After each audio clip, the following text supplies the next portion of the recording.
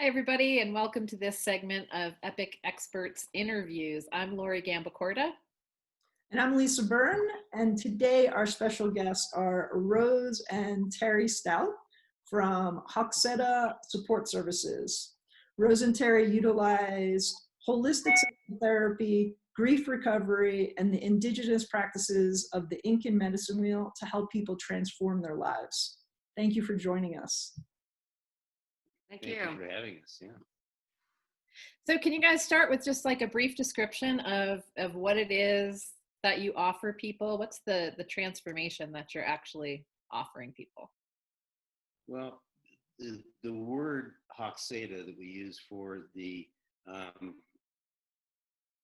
whole enterprise is that Hoxeta Support Services, and it's to support people in whole being integration. Hoxeta is really a Seneca Indian word, and it means that which is within, without, around, and through. So it's whole being, all parts, all aspects. And in the Inca medicine wheel, the Inca philosophy is that the soul is not something that exists inside a body. The body exists inside this field, which is our whole being. So what do you do?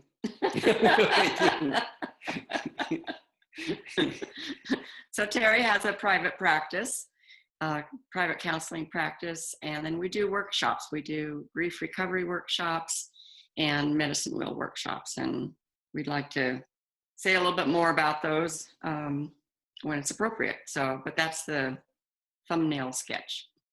And I think the bottom line in everything we do is that we work to bring people home to themselves. That's fantastic. Can you elaborate a little bit more, Rose, than on those pieces of the puzzle? Maybe Terry, you can tell us a little bit about the private practice sessions, and then also how you guys integrate your workshops and work together, and what each of those workshops offer to people. Which one do you want to do first? Start with the workshops, I guess. Okay. Grief workshop. Okay. So we'll talk about the grief workshop. They're 3-day workshops, and we keep them small. We have a maximum of 6 people, so that makes them very intimate and personal. They can be intense at times, but also really joyful at times, and we call it living joyfully again. So one thing we wanted to mention to people is that when you see our ad in Epic magazine, and it says grief workshop, I think a lot of times people think that, well, that's not for me because I'm not grieving the loss of anyone right now. I'm not going through a divorce. I still have my job. But I like to tell people that really these workshops are for everybody. I really believe that because we all carry grief, unresolved grief. We've all been wounded as children. Maybe we had an emotionally absent parent, or we've been bullied, or we lost a friend that unexpectedly, as both children and adults, we have all these things that happen to us, and our society basically gives us the message, sweep it under the rug and keep going. And so because of those messages that we've all gotten our whole lives, we carry all this still. We're probably not conscious of it, but we carry it and it affects us. So in this workshop, we have people identify what all these woundings are, which is a big task, but it's really informative to see in one place, these are all the things that have happened to me and that I'm probably still carrying. And they've set up patterns. And so a lot of our thoughts and behaviors and our reactions to current situations are colored by this unresolved happening in our past. And so the workshop brings that out for everyone. Awareness is like the first step in starting to transform and heal some of these wounds. So that's a big part of what we do. If someone is in the workshop because they are actively grieving a death or something, we obviously work with that also. But I think people come out of it with much more than they thought they were going to get because of what we ask them to do and what comes out, and especially the awareness that comes out for people. the groups are really lovely. They're supportive of each other. Um, they're synergistic. But if people don't want to be in a group and go through this work, Terry also offers that in his private practice to do this process one-on-one with a person or with a couple who might be having trouble with their relationship. It's really powerful for a couple to do it, to do the work together. So that's a quick summary of one aspect of our grief workshop that's important.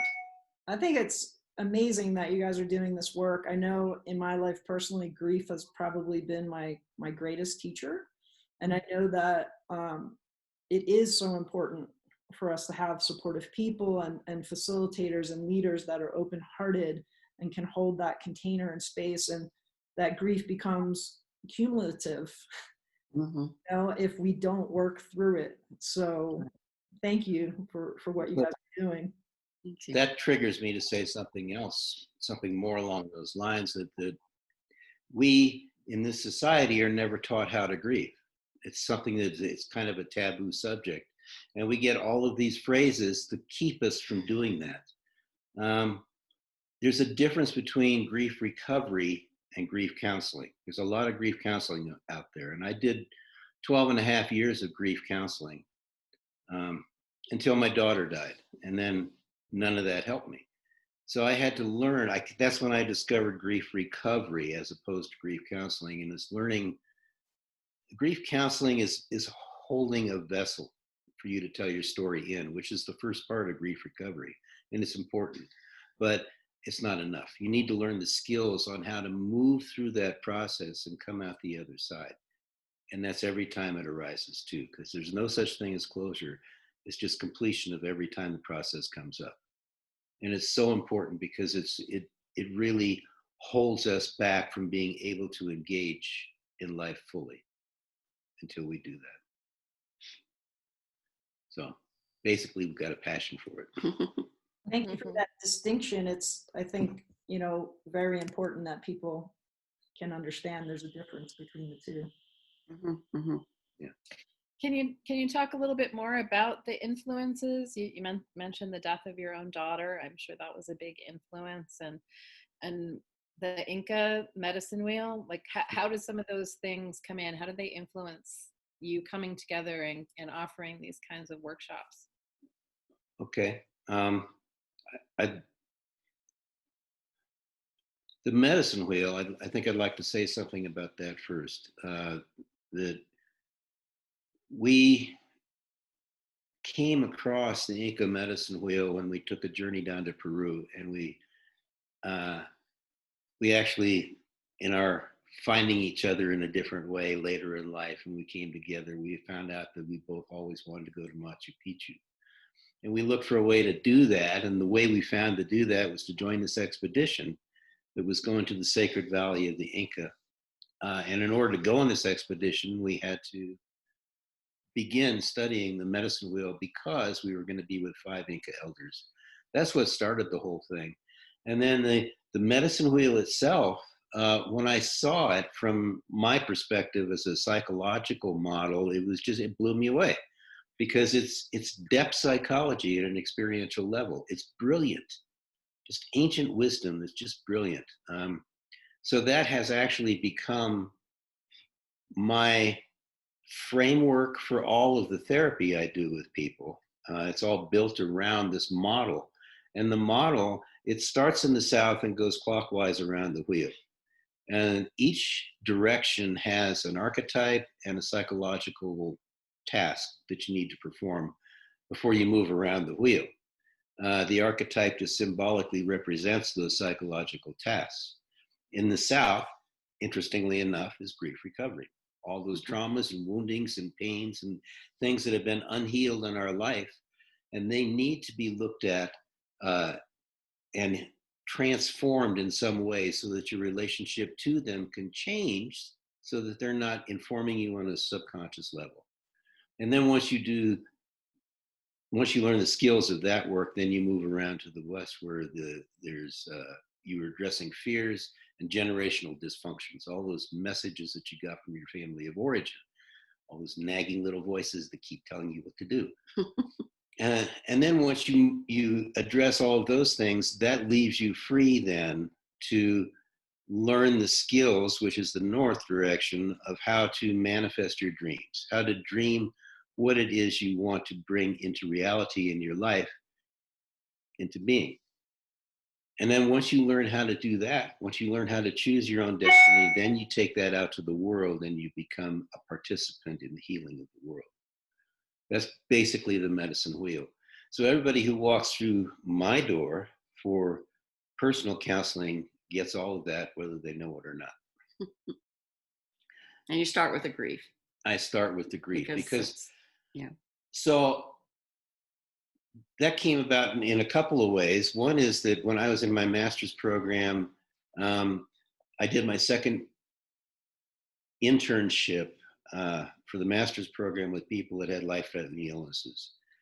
Now, these are people that are dying, and so they had no time for bullshit. They needed to cut straight to the chase. I had good teachers. The counseling program was wonderful, but traditional counseling is like watching paint dry. So they didn't have time for that. And so because of that, I took on hypnotherapy, which is deeper and quicker and more permanent, and added that into the mix of what I do. And then fast forward to 1999, I had a daughter die.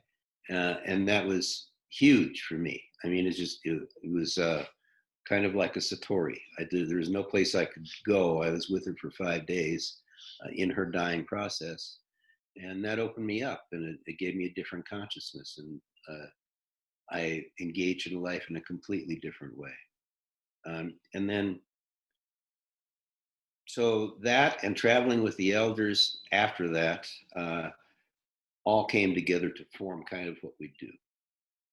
And they're tied together because the grief recovery, the workshop itself really goes in depth, but it's also the first step in the medicine wheel. So they are kind of tied together because the deeper you can go to transform all of your wounding, the freer you are to live life. And if you're in the medicine wheel workshop, then to go on to look at other things about how you can, be who you want to be and dream your world into being, your own world into being. So the medicine wheel goes much further into those aspects of, your own personal becoming, and then taking it out to the world. But they're tied together in that whole grief part. And once you go around the wheel and you've done all of these things, there's a center to it. And there's a whole different piece about dropping into that center. It's that place that is not in linear time, it's circular time. And it's really where you go to get in touch with your true self and your heart and, a different way of engaging. So that's an ultimate goal for us anyway.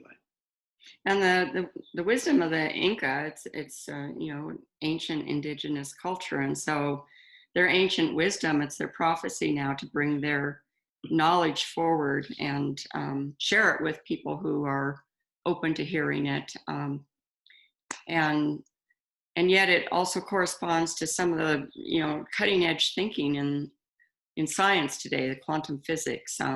It's amazing how their understanding and use of energy and what you can do with that is very similar to the quantum physics, and so it's kind of proving what they always knew. And so it's wonderful to be involved in this ancient wisdom and look at what we really can manifest in our lives, apart from what we've been told we can. We try to think everything into being, but there's other ways to manifest your dreams. So it's really interesting and powerful work. And I'd like to say one more thing about my private practice. When people come to see me, regardless of what their presenting problem is, I see everybody who walks through the door as having unresolved grief. So I always start there. We have to start there to heal and transform those things so that our relationship to everything else can change. And I bring in the hypnotherapy as one of the tools. I bring in EMDR as a way of addressing the physiological aspects of those memories that are stored in our cells and in our nervous system. But those are just tiles in a mosaic, the whole overall mosaic. The biggest thing that I bring is I don't offer medications and I don't offer magic wands. I'm not there to fix anybody. What I'm there to do one-on-one is to enter into a relationship with them where we can walk down a road together, where we walk down that path for as long as it's necessary, entering into a relationship that's all heart-based. So that's the bottom line for me, is heart-based. All of these services sound amazing, and you had talked a little bit about the container for the grief workshops and how there's only 6 people. What does the Inca medicine wheel look like, and you know, how do people well, just start with that. Let us know a little bit about what that looks like, and then yeah, maybe some avenues of how people could realize that, you know, one or both of these or your private services could support them, and what are the kind of things that maybe come up in somebody's life and they say, wow, this is something that could be really powerful for me to experience. Well, as far as people seeking private counseling, we live in a collective consciousness in this society where one of the foundations or the pieces of that collective consciousness is the belief that we are victims, that we are the effect of a cause. And as long as people are coming from that perspective, then they're all externally focused. So for me, the main goal of the private therapy would be to get them in touch with what's inside, so that they can become inner reference, so that they are no longer victims of a circumstance or the effect of a cause, but they are the recipients of something that may be painful, but that doesn't have to define who they are. That's the very basic for people who aren't more aware of their inner landscape, is to bring them to that inner landscape. Yeah, the you asked about the medicine wheel. Again, we limit it to 6 people. We hold both of these workshops in a wooden yurt on our property up in the forest. So it's a beautiful setting to do this work. But we do limit it for the medicine wheel. With the medicine wheel, we either do a 6-day intensive training that covers all the directions, or we do 4 weekends a year, 1 weekend per direction. So that's how they could choose which way they want to do it. And with the medicine wheel workshop, there's a lot more experiential work than the grief workshop. It attracts people, I think, that really want to do more work and that value indigenous wisdom, which has a lot to do with nature. I mean, that's all they had back then was, where they lived, which was Mother Earth. So there's experiential work that happens outdoors, and there's a lot of symbolic and energetic work that goes into the medicine wheel, which is going a little bit beyond what most people are used to. So, you got the people that walk in the door because they're having trouble in their relationships, or maybe they have grief from somebody, or lost their job, or go through, and so they're more focused on the external circumstances of their life. But for people who want to go deeper, who want to go into a different consciousness and a different awareness and a different energetic, the medicine wheel offers all of those things. It goes into circular time and fifth dimension, and rites and ceremonies that drive things to a deeper level because of the experience. You want to talk about monkeys? Monkeys. So Briefly. Monkeys. I'm all about monkeys. I love creating monkeys. And that comes from the story of the 100th monkey. There was a group of scientists on an island that were studying monkeys, and they noticed that they dug up their potatoes and ate them, dirt and all. So they set about teaching these monkeys how to wash their potatoes in the stream before they ate them, so they could be eating clean food. Um, and when the 100th monkey learned the process of washing their potatoes, all of the monkeys on another island who didn't have scientists teaching them this started washing their potatoes. And that's the idea of the tipping point, the quantum leap, where you get to a certain point where the collective consciousness starts behaving in a different way. And according to the quantum physicists in this world today, the leaders out there, they say that it only takes the square root of like 1 or 2% of the entire population to reach that tipping point of thinking in a different consciousness. And while I'm on that, I just like to say this because of the times that we're in. The coronavirus has locked people up, and that causes a lot of issues. There's a lot of fear out there. People don't know how to get to themselves, so they're not comfortable being in their own company. And they have all these fears, and they're so attached to outer circumstances that they don't know how to enjoy the inner landscape. And during this time, because there's so much fear going on out there, I think the most important thing that any of us can do who have a little different perspective is to step into the energy of that and the practice of that. It's what heart math calls coherence in the heart. You go to the deepest place of your heart, and being in that energy can bring that energy out to the collective consciousness, which is going to counterbalance the fear that's going on right now. I just had to say that. Well, and that's one reason we bring up monkeys is because, we try to, without people knowing it, create monkeys, create people who have this desire to shift the collective consciousness, who see all of the fear and the negativity. And so, the people Terry works with in his practice, or the people that come to the grief workshop, we talk a lot about how each of us individually influences the collective consciousness. And luckily we get a lot of pretty conscious people coming through and maybe coming out as a result, a little bit more conscious. So we're all about creating monkeys. So here's one of our graduates. This is the 100th monkey. And he's got a little Inca hat on too. That might be your new ad, spend a weekend with us and become a monkey. I mean, Right. Okay, there you go. Get some more profiles right away. People are like, what is monkeys about? Yeah, go see. There's so much richness and so much depth in what we're talking about. So many different threads we could follow for the conversation. But I want to ask you, you're expending, energy, holding that space for people.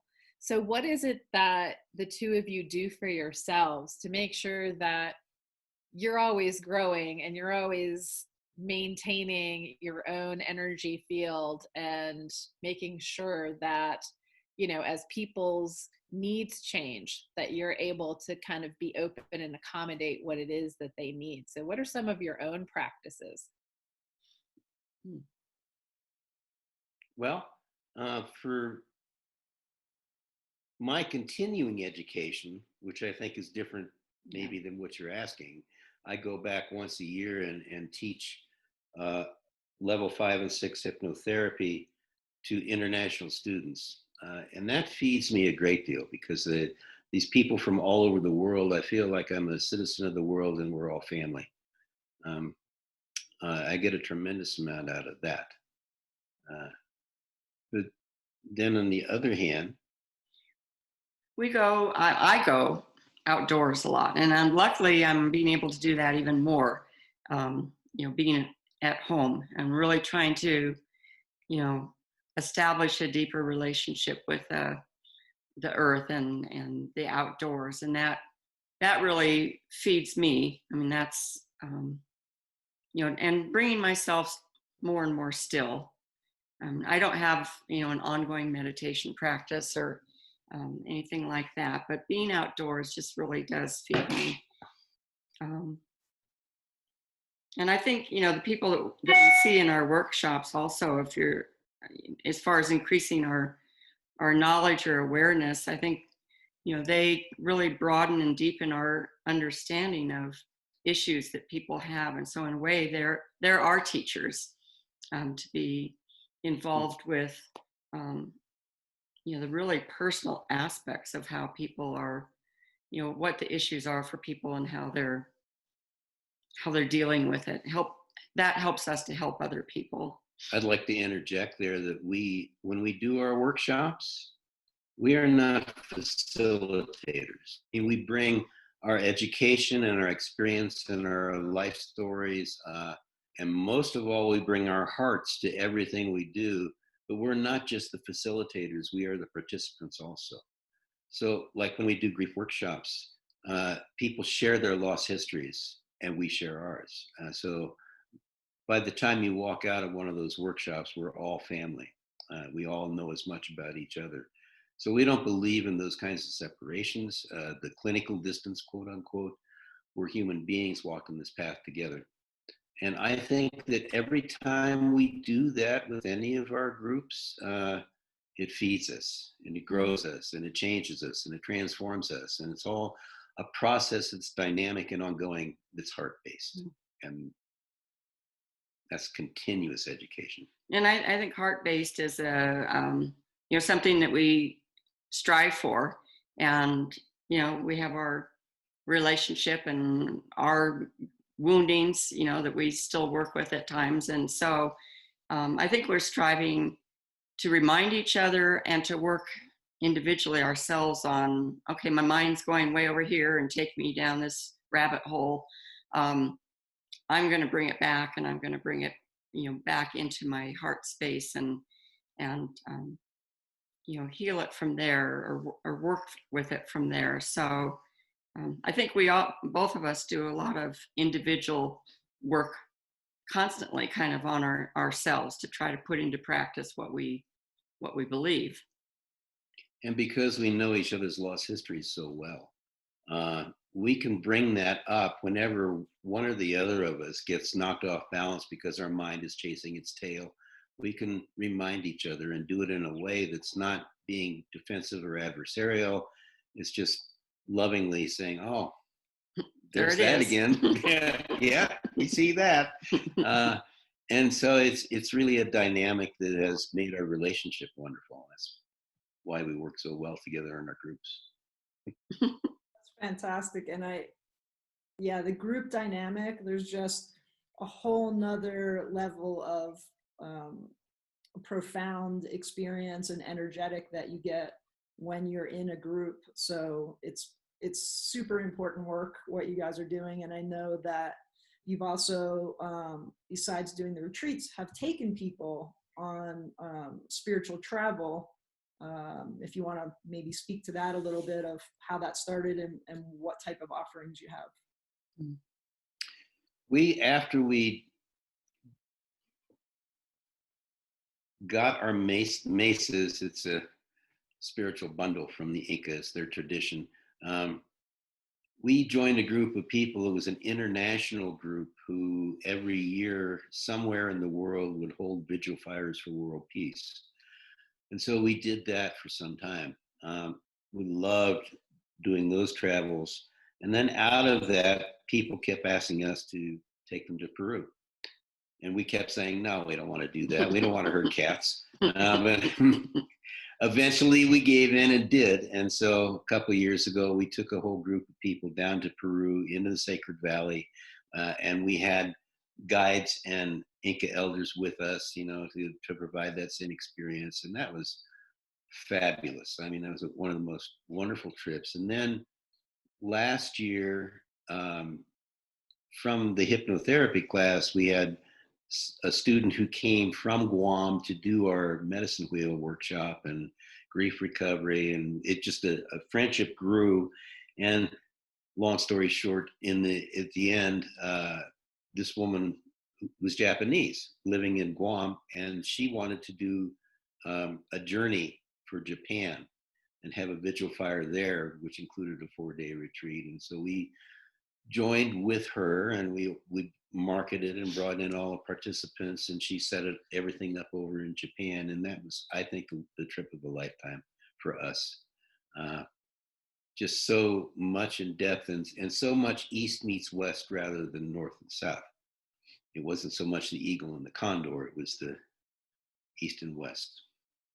Those were both really wonderful trips.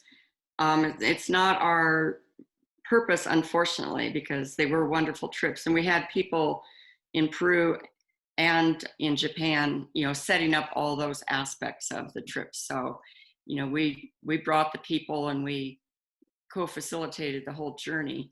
But it's not something that we're really planning on continuing. But we're also starting to change our focus a little bit. We'll continue to have our in-depth workshops, but with this Japanese woman, we're co-authoring a book with her that about the medicine wheel that she wants to translate into Japanese and make available in Japan. And she actually has a series of 3 books planned that we're going to participate in. And we're also trying to come into the new age, and we're going to be doing a webinar. My aging us. Series of webinars. Yeah, a series of webinars on kind of extracting a lot of the teachings that we have out of the grief recovery and the medicine wheel, but they're not the grief recovery or the medicine wheel. They're all the teachings that help people come home to themselves. And so it's going to be a webinar series that has just like little chapters or whatever of this topic, that topic. And because those are also valuable beyond doing the actual grief work or the actual medicine wheel teachings, is some of the other stuff that we bring in, that from our reading, from our knowledge, that really does help drive home to people how they can be in the world in a different way than we've been taught by our society. It's giving people a lot more empowerment than they have had. So that's what that webinar series is going to be about. So we're excited about that. We've been doing the workshops for many years, and we see it as a way to, branch out and affect more people than just the people who can be in Durango in a workshop. Yep, I think there are many. So Dan Sewell.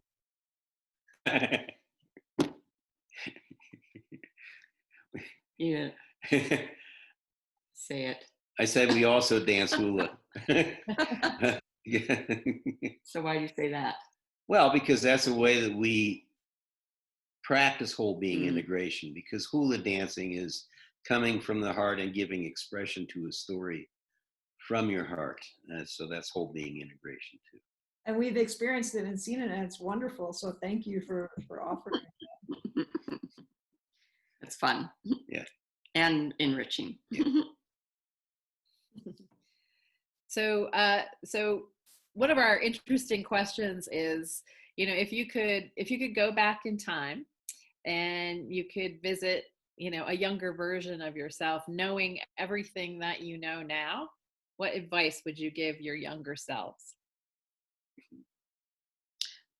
I would tell my younger self to not care so much about what people think of you, because I grew up being the nice girl, the perfect child, the perfect wife in the first marriage, and it really affected me to not be able to express who I am and what I think. Was years in the making, and so I would say, be yourself and don't worry about what people are going to think of who you are. That would be my advice. I think mine would be pretty much the same. I was one of those kids who was bullied on the schoolyard, and it hurt me a lot. And I really defined my experience in life by what other people were doing, either to me or around me. And I think in some ways that helped me really get in touch with who I was.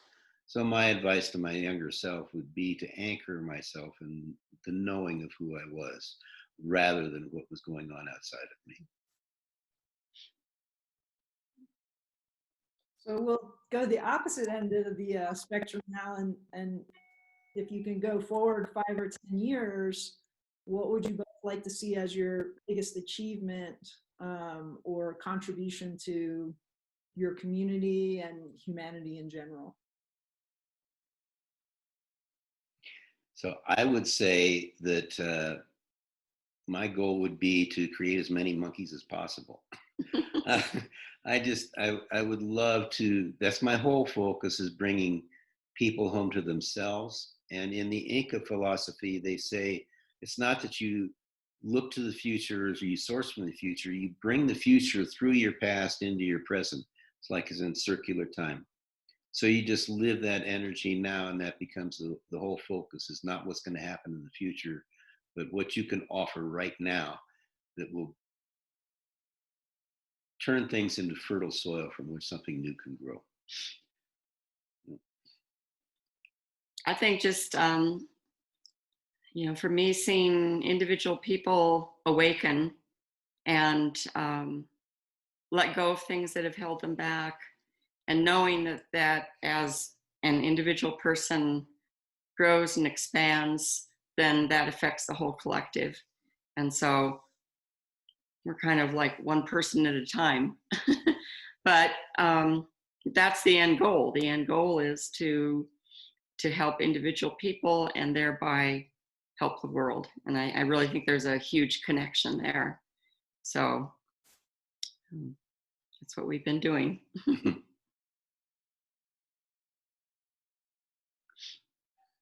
It seems like, of course we all have to start within, and that ripples outward. I just want to say thank you for your presence and your authenticity.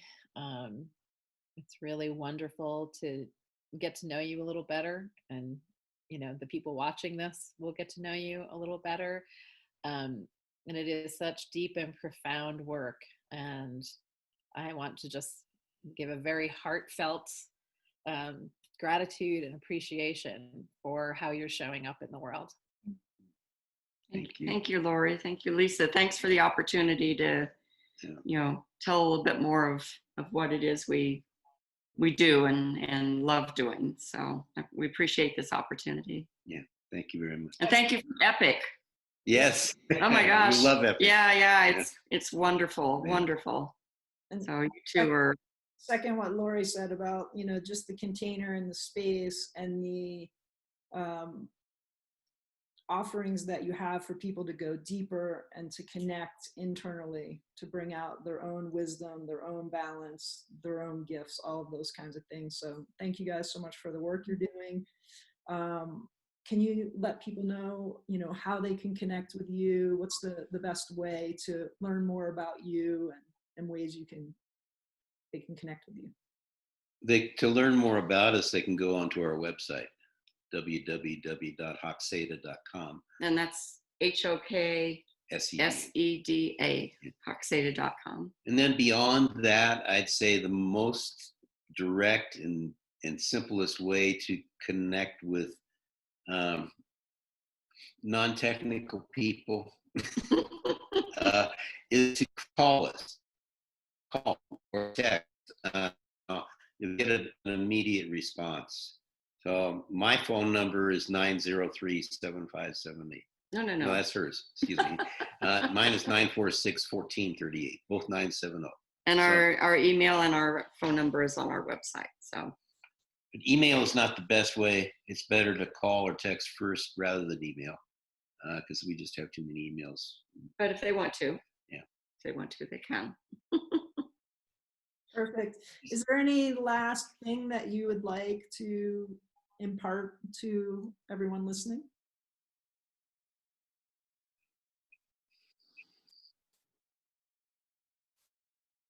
I'd just say drop into your heart and stay there. From that place comes all the wisdom you need. Ditto. That's beautiful. Thank you again both so much for joining us. We really appreciate it. So if people want to get in touch with Rose and Terry Stout, again, it's hoxeta.com. The information will be below the video. And you can also visit epicmag.org to learn more about empowering people, inspiring community. Thank you both. Thank you. Thank you so much.